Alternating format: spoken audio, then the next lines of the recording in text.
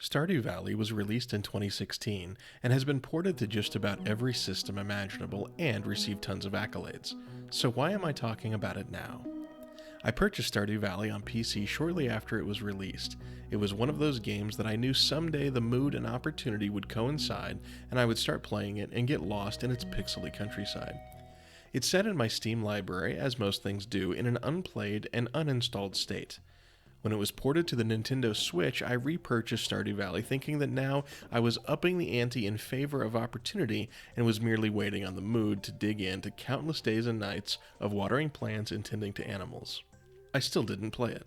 Responsibilities were too numerous and the backlog was too plentiful. My wife, however, did play Stardew Valley.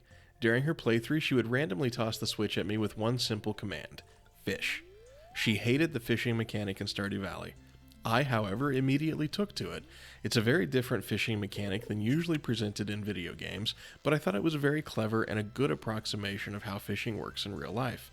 I had no problems fishing for my wife, but for the longest time, this was my only experience with Stardew Valley. I knew about this one mechanic, but I had no context. I felt utterly lost in the game itself. Why am I fishing, I would ask. Because I need to complete a bundle, my wife would say. That was not a helpful answer to bring me context. Oh well, I thought, someday mood and opportunity will collide, and then all the mysteries of Stardew Valley would unfold for me. Fast forward to about a month ago.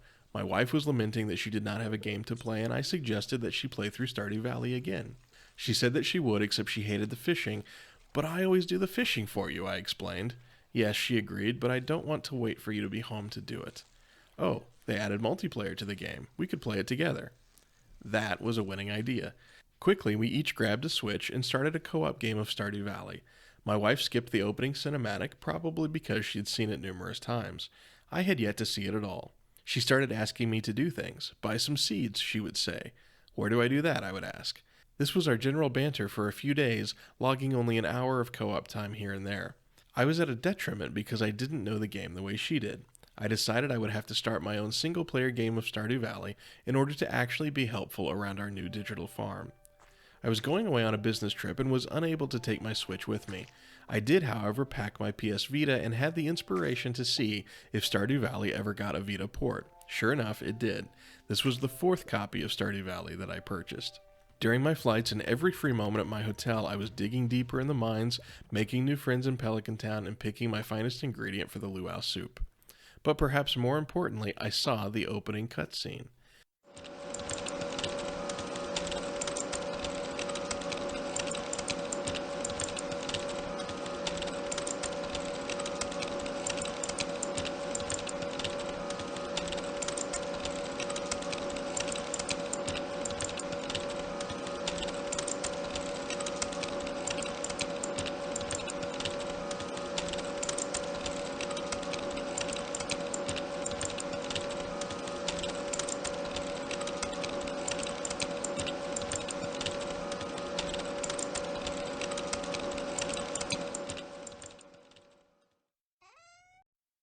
I found it surprisingly moving, perhaps because the depiction of the character's workplace is a little too close for comfort.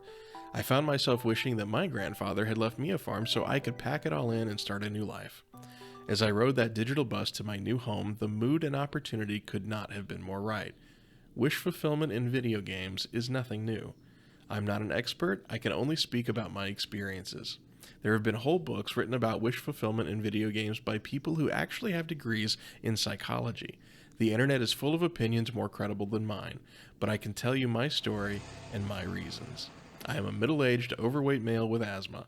The last thing I should ever do is be on a farm, let alone work on a farm.